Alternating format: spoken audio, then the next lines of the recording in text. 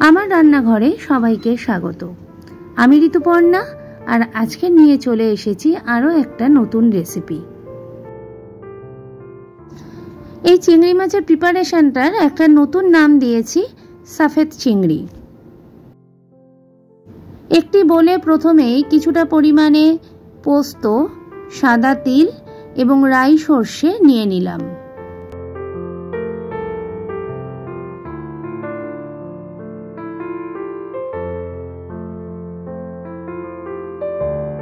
আর নিলাম বেশ কিছুটা কাজু বাদাম।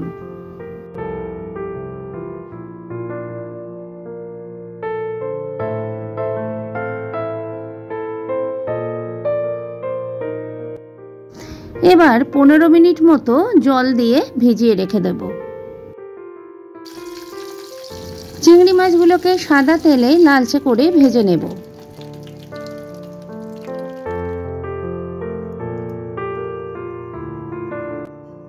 চলুন এবারে মশলাটা বানিয়ে নিই।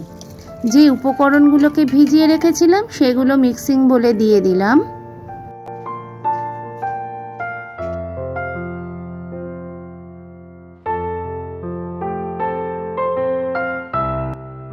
এর মধ্যেই দিয়ে দিলাম 8-9 কোয়া রসুন, একটা বড় গোটা পেঁয়াজ আর 2 টেবিল চামচ মতো টক দই।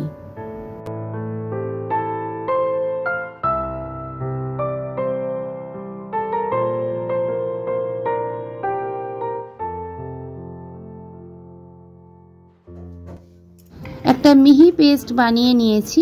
এবারে চলুন রান্নাটা শুরু করি।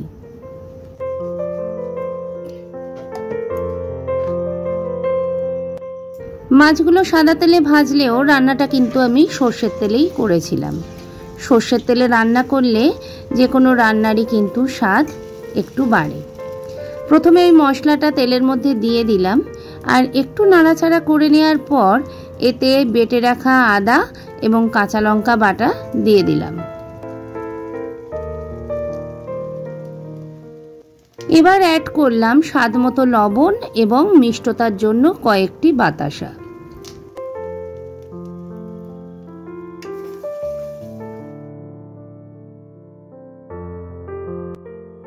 মশলাটা ততক্ষণ কষাতে হবে যতক্ষণ না মশলাটা থেকে তেল ছাড়তে শুরু করে।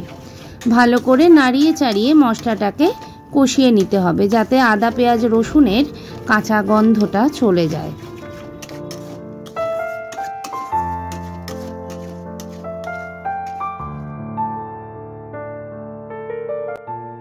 মশলাটা কষানো হয়ে গেলে বেশ কিছুটা গরম জল অ্যাড করেছিলাম মশলাটা সিদ্ধ হওয়ার জন্য। জলটা ফুটলে একে একে ভেজে রাখা চিংড়ি মাছগুলো কিন্তু এর মধ্যে দিয়ে দিতে হবে।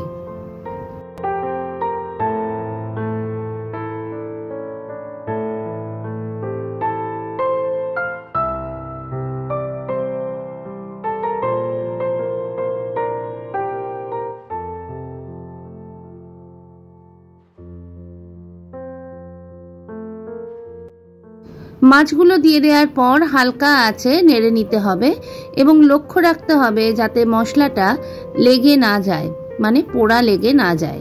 তাই কিন্তু মাঝে মাঝেই মাছগুলোকে একটু উল্টে পাল্টে দিতে হবে।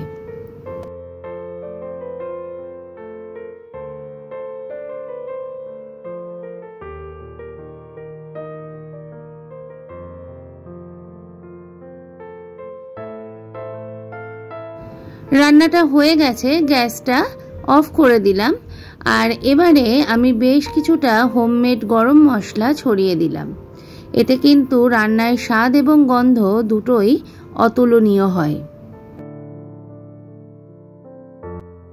চলুন, বেলাটাও বেশ হয়েছে, রবিবার বলে কথা, সবাইকে খেতে দিয়ে দিই।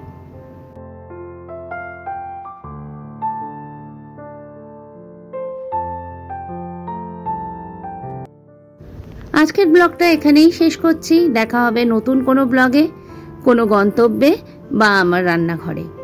যদি আমার রান্নাগুলো বা ব্লগগুলো ভালো লাগে, লাইক শেয়ার কমেন্টস দেবেন। যেতে যেতে ভালো লাগলে পেজটাকে ফলো করে নেবেন, চ্যানেলটাকে সাবস্ক্রাইব করবেন, আর ঘাটতিগুলো তো অবশ্যই জানাবেন। সকলে ভালো থাকবেন, সুস্থ থাকবেন। নমস্কার।